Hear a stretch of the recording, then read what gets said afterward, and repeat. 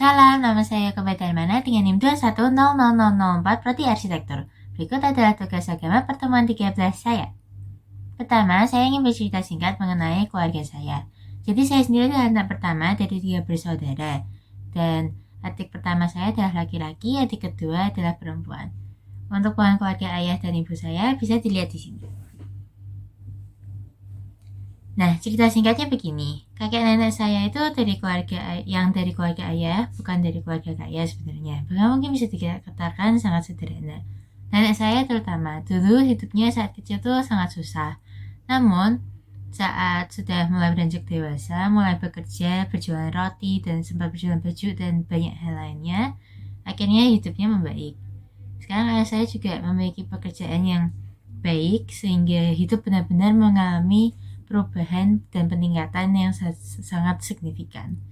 Kalau dari sisi ibu, ya dulu hidupnya ya cukup memadai, sederhana, tidak kaya sekali, tapi cukup berkecukupan. Namun saya itu sangat bersyukur hidup dan lahir dari keluarga seperti ini, karena kedua orang tua saya itu sangat dekat dengan Tuhan, dan mereka juga diberkati dengan kebijaksanaan. Mereka sering membantu saya saat saya kesulitan untuk memilih harus melakukan apa. Nah, mereka juga mengalami banyak proses dengan keluarga mereka dulu, lingkungan, gereja, teman, dan Tuhan selama hidupnya sampai sekarang. Baik mulai dari kejatuhan ekonomi, terus dulu juga ada tantangan dalam hal sisi rohani, dan lain-lain. Semuanya diceritakan orang tua saya, juga kakek nenek saya dulu juga kan sering cerita-cerita. Itu tuh memberi saya banyak pelajaran. Jadi saya merasa bisa belajar banyak dari pengalaman mereka, dan itu membuat saya dewasa secara jiwa dan roh. Sayangnya memang kakek nenek dari ibu saya sudah keduanya dipanggil oleh Tuhan, dan kakek saya dari sisi ayah juga sudah kembali ke rumah Bapa. Tapi selama masa hidup mereka, saya merasa sangat diberkati. Karena mereka menceritakan bagaimana sulitnya hidup, lalu bagaimana cara mereka bangkit kembali, dan lain-lain. Sisi lainnya juga, saya kedua nenek saya dari kedua belah pihak, ayah ataupun ibu, itu pintar memasak. Jadi itu adalah nilai plus menurut saya. Sisi negatifnya memang di keluarga besar saya, terkadang ada sedikit perselisihan, namun ini juga membantuku belajar bagaimana seharusnya memperlakukan anggota keluarga yang lain. Jadi intinya saya sangat menghormati dan bersyukur karena leluhur-leluhur saya ini merupakan orang-orang hebat, kuat, dan terlebih lagi dekat pada Tuhan. Kemudian masuk untuk menjawab studi kasus. Untuk yang pertama, makna martabat kemanusiaan sesuai iman Kristen Protestan. Setelah membaca beberapa artikel, saya memahami beberapa hal. Untuk pertama kali, martabat itu adalah harga diri. Nah, martabat manusia sesuai iman Kristen Protestan itu adalah kita manusia merupakan ciptaan Allah yang dibuat segambar dan serupa dengan Allah. Kita adalah satu-satunya ciptaan yang memiliki roh Allah dan bersifat kekal, karena kita ini kan memiliki pribadi seperti Allah. Penjelasannya seperti ini. Di awal, pengkhotbah memang berkata manusia itu sama saja dengan hewan, hanya mengandalkan akal, dan akhirnya semua yang kita lakukan itu sia-sia. Nah, dari debu kembali menjadi debu. Pengkhotbah 1 ayat 1:14 dan pengkhotbah 3 ayat 19 bisa dilihat di situ. Nah, namun nanti membedakan kita dengan ciptaan lain yang membuat kita lebih spesial dan berbeda dengan ciptaan lain. Ada 3 hal. Pertama, kita ini segambar dan serupa dengan Allah. Di Kejadian 1 ayat 26 dikatakan manusia itu diciptakan dan namun nanti yang membedakan kita dengan ciptaan lain yang membuat kita lebih spesial dan berbeda dengan ciptaan lain. Apa itu? Nah, ada 3 hal. Pertama, itu segambar dan serupa dengan Allah. Di Kejadian 1 ayat 26 dikatakan manusia diciptakan segambar dan serupa dengan Allah. Bahasa aslinya Ibrani, gambar adalah salam, yang berarti gambar yang asli, patung atau model.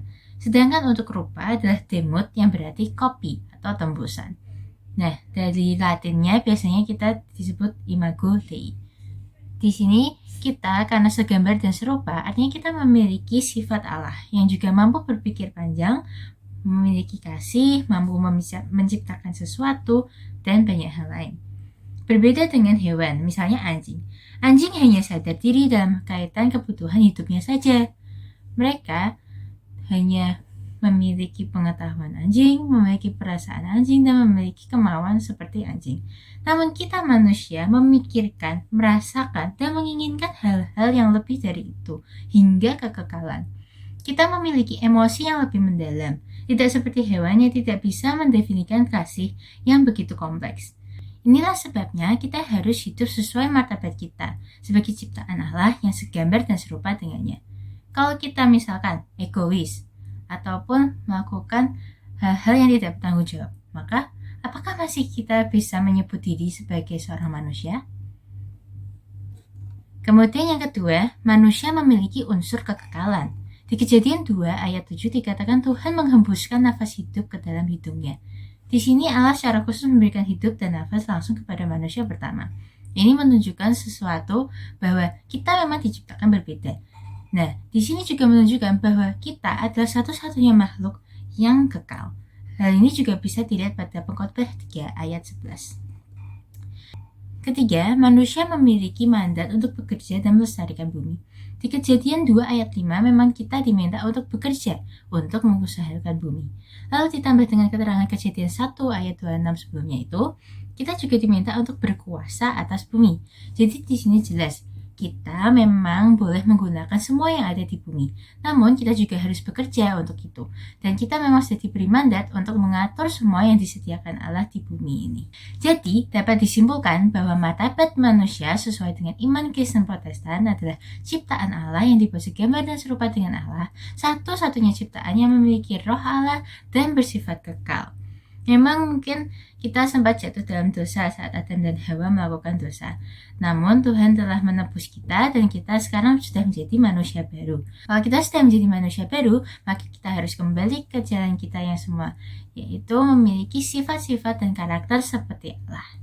Sekarang masuk ke dalam opini mengenai kasus. Pertama, bantuan apa yang perlu diberikan? Menurut saya, pertama dari sisi gereja atau sesuai agama masing-masing, mereka perlu dikuatkan secara iman, mungkin dari teman, ataupun pendeta, atau siapapun yang memiliki pengalaman.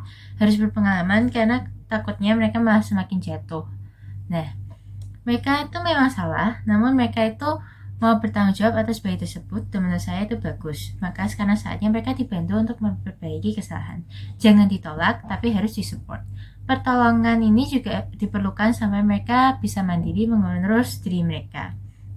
Tak hanya dari sisi rohani, mereka juga perlu teman atau orang berpengalaman yang bisa support mereka secara psikologis terus-menerus, dan juga dokter untuk membantu dari sisi medis, terutama untuk kesehatan dan perawatan bayi, karena mereka masih muda dan mungkin mereka belum tahu cara melakukan perawatan yang benar.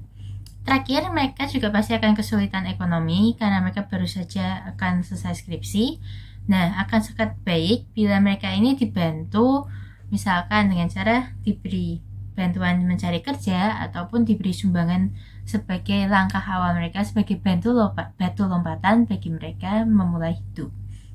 Tambahan, sembari jalannya pertolongan-pertolongan yang tadi, mereka juga butuh bantuan untuk mengaku pada keluarga mereka masing-masing dan mendiskusikannya.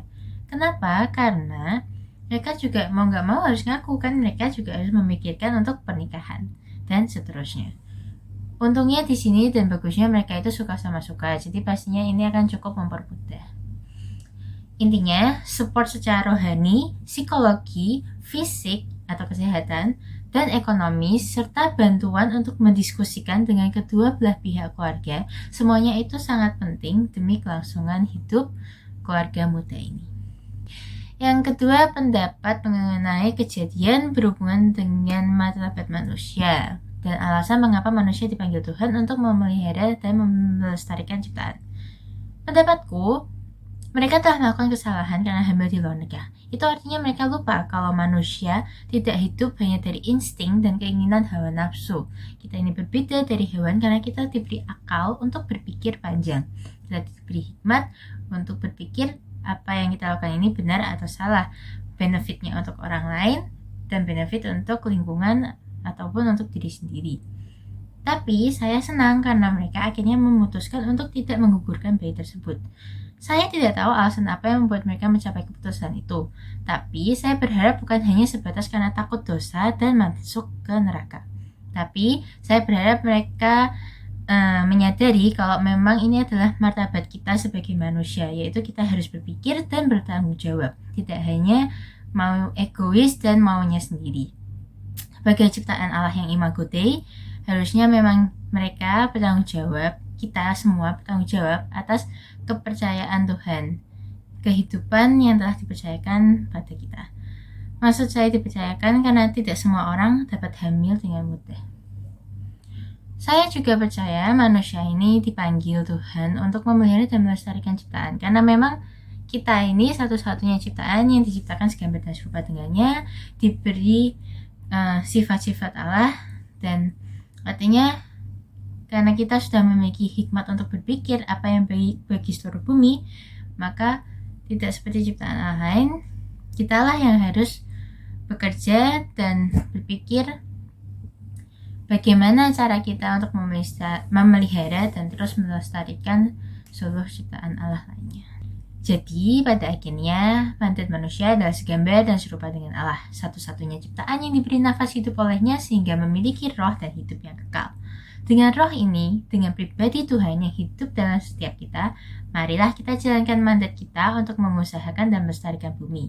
Kita tidak hanya peduli pada diri sendiri, tapi juga pada sesama kita manusia dan juga seluruh bumi. Sekian dari saya dan terima kasih.